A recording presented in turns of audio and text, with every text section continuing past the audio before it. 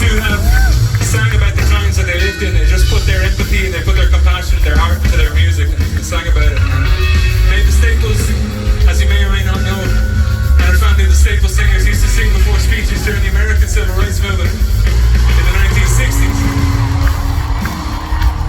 And why that was of some particular interest to me as an Irishman is that the civil rights movement that happened here in the 1960s directly inspired a civil rights movement that happened shortly afterwards in Northern Ireland.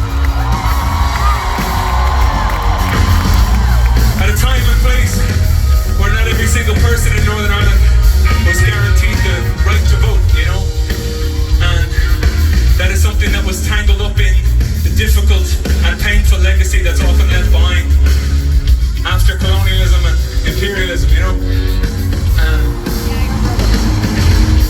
It's so often that we take our vote for granted, we take our democratic voices for granted, and we forget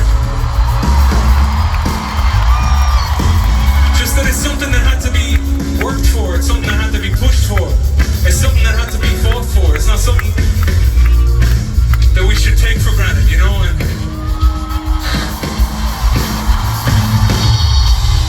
over these last 2 years, just under 2 years, been traveling and encouraging people, just inviting people to use their democratic voices, to speak out from that place of compassion, that place of empathy, and speak out for peace, speak out for a ceasefire in